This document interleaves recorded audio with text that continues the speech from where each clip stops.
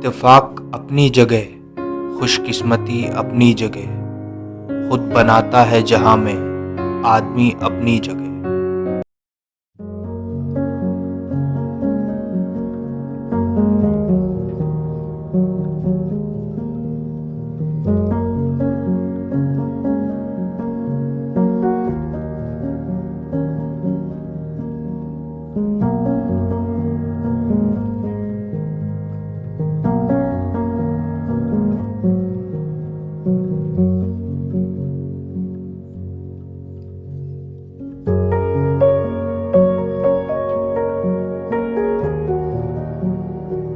तो इन हवेली नीलाम कर दी। ये हवेली नीलामी कर दी थी सरकार ने। Hello guys, welcome back to our channel Kavyansh and Prince vlog. So यार, आई होप आप सभी बहुत अच्छे हैं। सो यार, आज हम चल रहे हैं इतिहास के कुछ ऐसे पन्नों के पास जो कि शायद ही कोई भूल सके। गालिब साहब। सो गालिब साहब को आप सभी बेखौफ जानते होंगे, तो मैं आपको एक गालिब साहब की एक शायरी सुनाता हूँ। इत्तेफाक अपनी जगह, खुशकिस्मती अपनी जगह, खुद बनाता है आदमी इस जहान में अपनी जगह। सो ऐसा कुछ शायराना मिजाज था। सो यार, अब हम आ चुके हैं पुरानी दिल्ली के अंदर और अब यहाँ काफ़ी जाम लग रहा है। सो देखते हैं यहाँ कितनी देर में हम गालिब साहब की हवेली पहुँचते हैं। और यार, मैं बहुत ही एक्साइटेड हूँ उनकी हवेली देखने के लिए। आई एम श्योर आप भी बहुत होंगे। तो यार, अभी हमें पता नहीं चल रहा था हमें कहाँ जाना है, तो भाई ने हमें हेल्प कर दी, तो थैंक यू भाई। भाई अपना नाम? नीरज। तो यार, अब मैं आ चुका हूँ गालिब की हवेली और यहाँ आने में यार मेरी सच में हालत ख़राब हो गई, क्योंकि एक तो रास्ते इतने बस जाम वाले हैं, पूछो मत। तो आज हम देखेंगे यार गालिब की हवेली, क्योंकि आज सुबह मैं यूट्यूब पे सर्च कर रहा था कि कहाँ जाऊँ, तो मुझे देखने को मिला कि गालिब की हवेली काफ़ी ज़्यादा अच्छी है व्यू के हिसाब से। और गालिब साहब को आप जानते ही होंगे, हमारे वन ऑफ द बेस्ट शायरों में से एक, जिन्होंने यहाँ पे कई साल अपने बिताए हैं।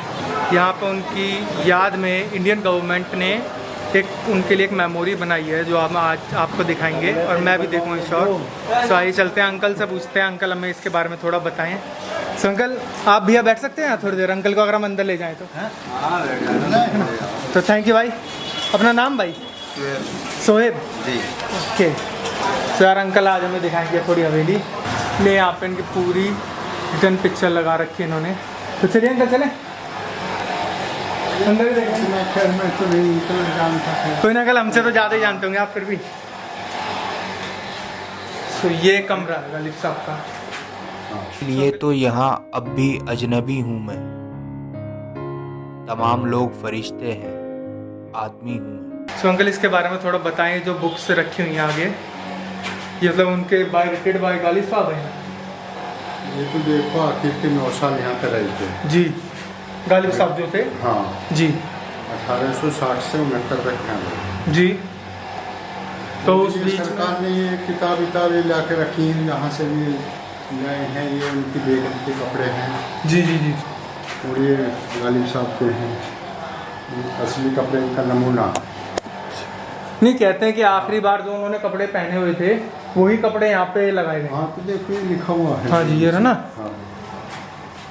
यह पोशाक गालिब के असली कपड़ों का नमूना है। ये देखिए, आप भी देख सकते हैं, मैं अभी फोकस लेता हूँ सो आप भी प्रॉपर देख पाएंगे। ये देखिए सर, ये कपड़ों का नमूना है गालिब साहब के। इस तरह की गालिब साहब ये आगरे की इनकी पैदा। पोशाक पहनते हैं। आगरा की पैदाइश है गालिब साहब की बेसिकली। तो ये सर कब से ये बनाया गया? उनकी डेथ के बाद ही तुरंत बना दिया गया था नहीं, या उसके थोड़े टाइम बाद?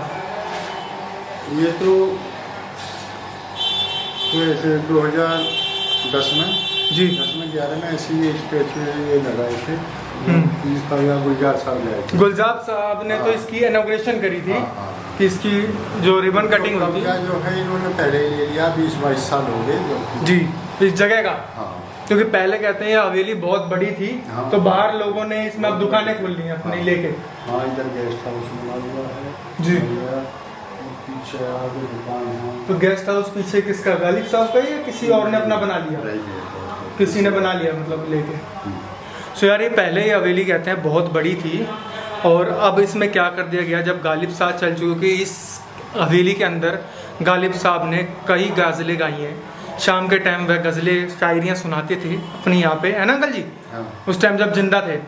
हाँ, शेर हाँ, यहाँ पे सुनाते थे शाम को, कहते और हैं। वहाँ लाल किले में जाते थे। जी जी जी। तो उसके बाद उनकी डेथ के बाद क्या नाम है, जो आसपास के लोग थे, क्योंकि उनका कोई था तो नहीं था ना सर गालिब साहब का कोई। हाँ, जो बच्चे हुए थे छोटे ही खत्म हो गए, छोटे ही मर गए थे ना। ये रखा है यहाँ पे। जी। बच्चे उनका 7 बच्चे हुए थे।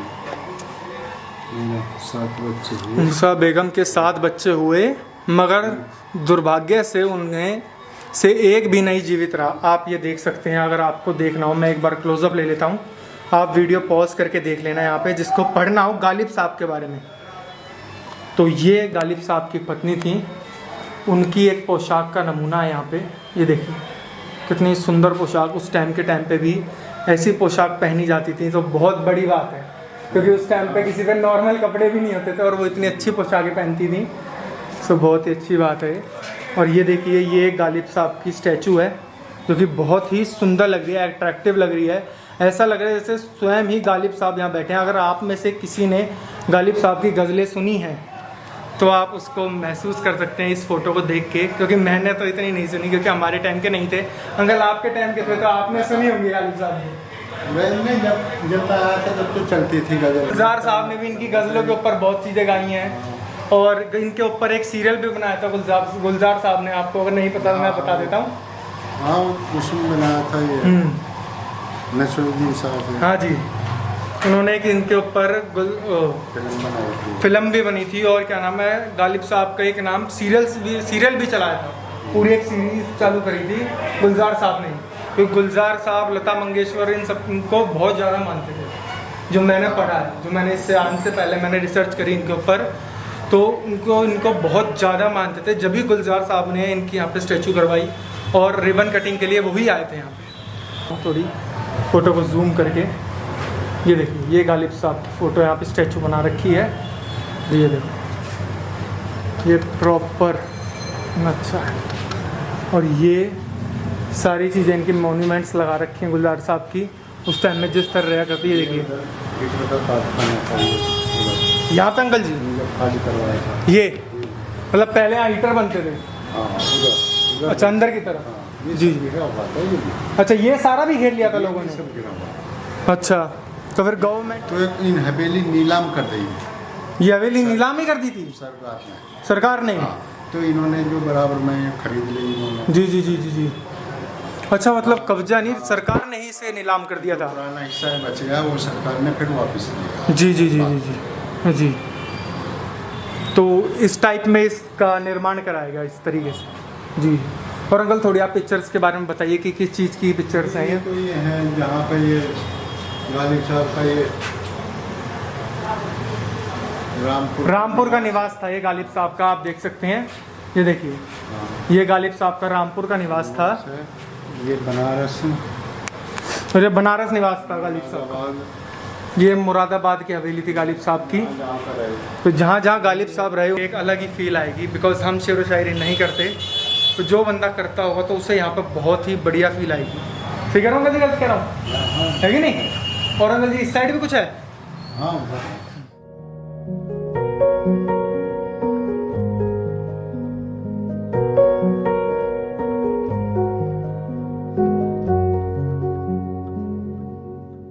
ये गालिब साहब की तस्वीर लगा रखी है, देखिए यहाँ पे ये सारी चित्रकारी करी हुई है। ये देखिए, आप देख सकते हैं, और काफ़ी सुंदर लग रही है। गुलजार साहब लाए थे। ये गुलजार साहब लाए थे?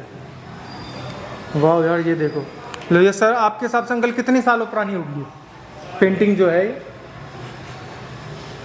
नहीं, ये तो जैसे खराब हो जाती है तो दोबारा फिर लगवा देते हैं। अच्छा अच्छा अच्छा अच्छा। मैं तो यहाँ 2012 से तो जब से है ही है यहाँ पे, या चेंज हो गई थी बीच में? चेंज हो गई थी। अरे यार, अच्छा। सो यार, ये गालिब साहब की शायरी हैं जो यहाँ पे लिखी गई हैं, और ये अंकल अभी हमें बता रहे थे कि ये टाइम पे चेंज होती रहती है, ये पोस्टर चेंज होता रहता है। जैसे जैसे अंकल उनका बर्थडे होता है या डेथ डेट हो गई, तो उस दिन पे। हाँ। तो गालिब साहब का बर्थडे था हमारा 27 27 दिसंबर। दिसंबर का। तो अंकल आप बताएंगे, मैं सुना के एक बार बहुत ही बढ़िया तरीके से ये। तो अंकल आप ही सुनाइए। गुगराहा दरो दीवार पे, अंकल थोड़ी सी तेज। गुगराहा दरो दीवार पे सब्जा गालिब, हम बियाबां में हैं घर में बाहर आई है। तो अंकल जी आपको इसका मतलब पता है? मतलब इस शायरी का? गुगराहा दरो दीवार पे सब्जा गालिब, जैसे पेड़ पौधे दीवार पे उग जाते हैं जी जी जी बारिश में। जी। गुगराहा दरो दीवार पे सब्जा गालिब, हम बियाबां में हैं, यानी हम कहीं बाहर हैं, वीरान जंगल में जी हैं जी जी, और घर में बाहर आई है। जी। बहुत ही खूब। तो आप देख सकते हैं आप कितनी अच्छी शायरी यहाँ पे लिखी गई है। और ये गालिब साहब की कुछ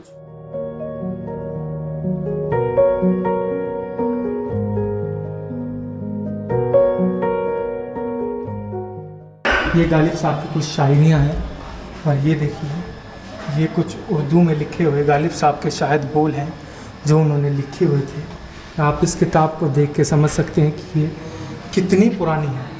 और ये देखो यहाँ पे लिख रही है, ना थी हमारी किस्मत के विसार ए यार, होता अगर तो जीते रहते यही इंतज़ार होता। तो ये कुछ गालिब साहब ने लिखी हुई गज़लें यहाँ पे।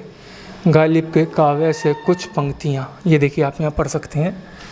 मैं दिखाता हूँ गालिब के काव्य से लिखी कुछ पंक्तियाँ। सो ये गालिब साहब की एक और स्टैचू यहाँ पे है अंदर, आप देख सकते हैं। हुक्का पीते हुए गालिब साहब, और ये जाम रखे हुए हैं उनके आगे। ये अंकल हो सकता है उस टाइम के, पुराने टाइम के हुक्के थे, है अंकल जी? पुराने टाइम के लैंप है, लैंप है, मैं हुक्का सोच रहा था। सो ये यहाँ पे एक और फोटो गालिब साहब की हैं। और भी दुनिया में सुख नवर बहुत अच्छे, गौर फरमाइएगा हुजूर। है तो दुनिया में सुख नवर और भी बहुत अच्छे, कहते हैं कि गालिब का है अंदाज है बयां। और तो ये कुछ शायरियाँ हैं गालिब साहब की जो उन्होंने लिखी हुई हैं। और ये देखिए ये वेसल्स पहले के टाइम। सो यार ये हैं कुछ गालिब साहब के टाइम के बर्तन यहाँ पे रखे हुए हैं, आप देख सकते हैं। ये गालिब साहब के कुछ बर्तन उनके टाइम पीरियड के हैं और कुछ बनाए गए हैं ताकि लोगों को पता चले कि ये उस टाइम में इस तरह के बर्तन हुआ करते थे। तो चलते हैं आगे और दिखाते हैं आपको। और ये बहुत ही सुंदर तरीके से यहाँ पे शो कर रखा है। ये देखो अंदर एक और हवेली है छोटी सी कोठरी टाइप। सो ये देखो यहाँ पे अगर आप थोड़ी सी लाइट कम है तो आप थोड़ा सा एडजस्ट करना, बाकी मैंने सेटिंग करी है। और ये देखिए ये पहले की शायद अंकल इसे क्या कहते थे? इसे चौसठ ना, चौसठ जी। और ये अंकल पहले के टाइम की फ़ोटो उनकी बनाई गई है, देखिए। ये मिर्ज़ा गालिब का थोड़ा सा और मोन्यूमेंट्स हैं। और ये कुछ किताबें जो मिर्ज़ा गालिब पर लिखी गई और उन्होंने लिखी। और ये चेस, तो काफ़ी अच्छा लगा यार मेरे को ये सब देख के। और थैंक यू अंकल, आपने हमें काफ़ी कुछ बताया। चलते हैं अब अपने वापसी।